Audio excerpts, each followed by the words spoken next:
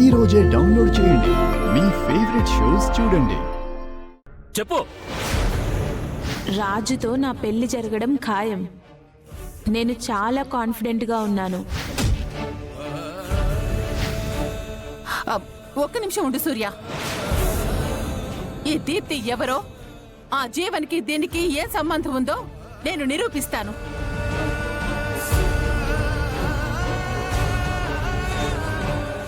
Mummy, అత్తయ్య దగ్గర ఏమైనా ప్రూఫ్ ఉందా మమ్మీ? ఏముంటుందిరా? చంద్ర, ఒకసారి నా ఫోన్కి రింగ్ ఇవ్వు. అలాగే ఉంటా.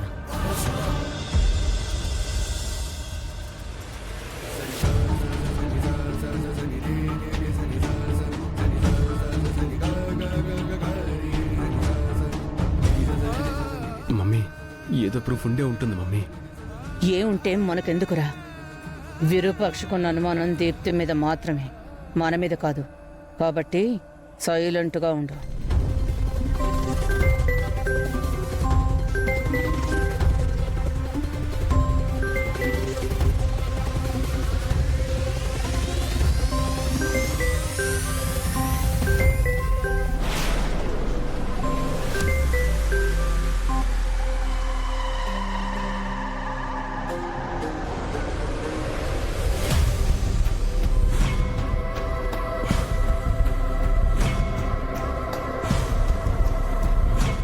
ఇదిగో సూర్య, ఇందులో ఏముందో చూడు. నాకు తెలుసు జీవన్, కానీ ఈ దీప్తి గురించే ఆ రాజుకు తెలీదు. ఎవ్వరూ లేని నాకు మీరంతా ఉన్నారనే ధైర్యం ఇచ్చారు సార్.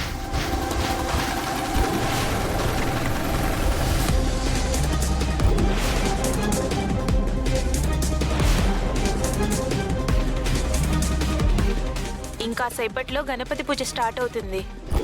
నువ్వేం కంగారు పడకు జీవన్.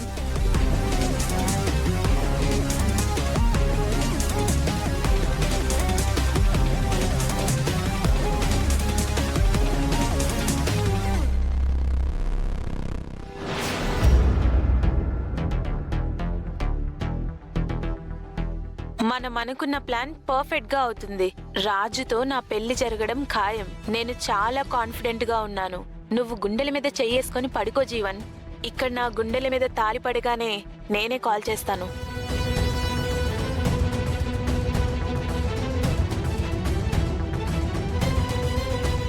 కీర్తి, సార్, సార్, అదంతా అబద్ధం సార్.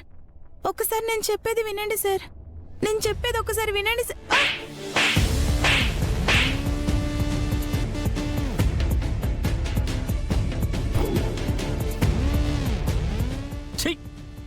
నిన్ను ఎంతగా నమ్మాను. నీలాంటి మోసగతికి బంగారం లాంటి రాజునిచ్చి పెళ్లి చేయాలనుకున్నాను.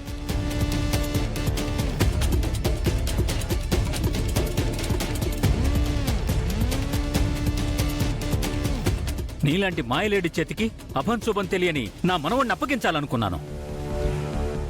నా కూతురు స్థానంలో నిలబెట్టాను. కానీ నువ్వు మాత్రం మమ్మల్ని అందరినీ వెధవల్ని చేసి నుంచోబెట్టావు. అన్నయ్య, మన పంతులు గారు ఫోన్ స్విచ్ ఆఫ్ చేసి పెట్టినప్పుడే మనకు అర్థం కావాల్సింది అన్నయ్య.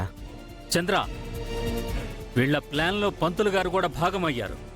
పౌరహిత్యానికే మాయని మచ్చ తీసుకొచ్చారు. అతని సంగతి ఆ దేవుడే చూసుకుంటాడు. నన్ను క్షమించండి సార్. ఆగో! తెలియక చేసిన తప్పైతే క్షమించేవాణ్ణి. నువ్వు చేసింది మోసం. మోసాన్ని క్షమించడం నాకు అలవాట్లేదు. ఇన్స్పెక్టర్,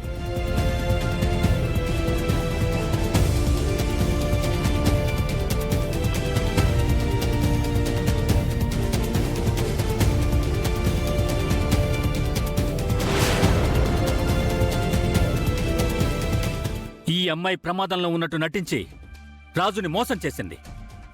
ఆత్మహత్య చేసుకున్నట్టు నటించి పబ్లిక్ని తప్పుదోవ పట్టించింది.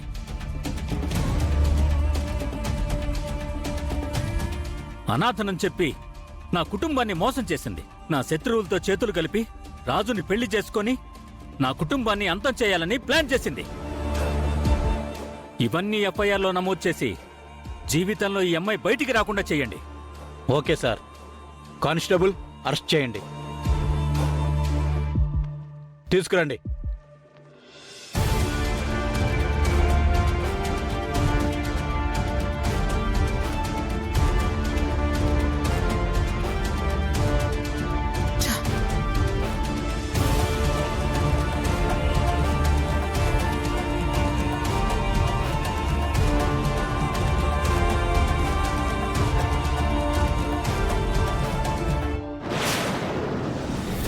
రే దీపక్, దీప్తితో అనుకున్న ప్లాన్ ఫెయిల్ అయింది కాబట్టి రుక్మిణి చైతన్యల పెళ్ళైనా జరిపించేస్తే ఈ రుక్మిణి ఒడ్డు తొలగిపోతుంది.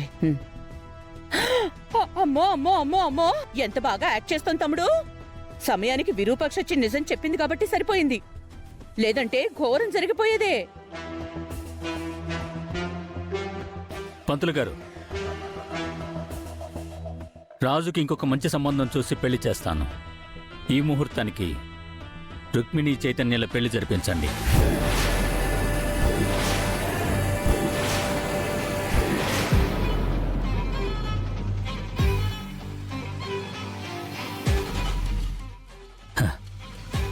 అమ్మా రుక్మిణి, చైతన్య, మీరు కూర్చోండమ్మా.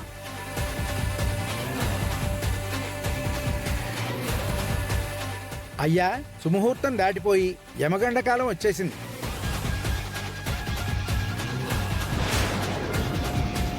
యమగండం పూర్తవడానికి ఇంకా గంట సమయం పడుతుంది. యమగండం పూర్తయ్యాక పెళ్లి జరిపిద్దాం.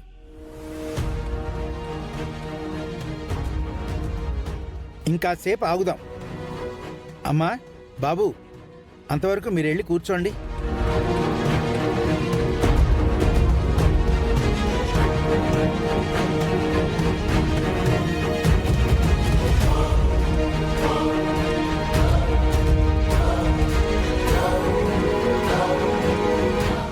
రే దీపక్, ఈ విరూపాక్షి ఎలా తప్పించుకుందిరా? ఏమో మమ్మీ, ఆ యదవులు ఫోన్ చేసినా తీయట్లేదు మమ్మీ. ఏం జరిగిందో తెలియట్లేదు మమ్మీ.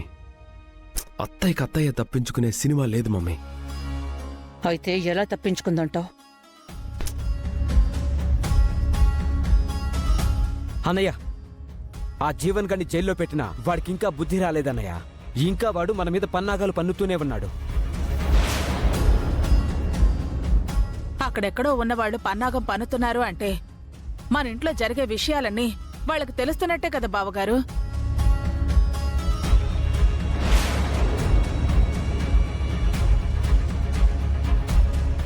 రే దీపక్, ఇదంతా ఈ ప్రమాదం మనకు చుట్టుకునేలా ఉంది. అవును మమ్మీ, చూడు ఇప్పుడు ఏం చేస్తాను. మావయ్య, నాకు తెలిసి ఆ జీవన్ గాడికి పంతులకి సంబంధం ఉండొచ్చు మావయ్య.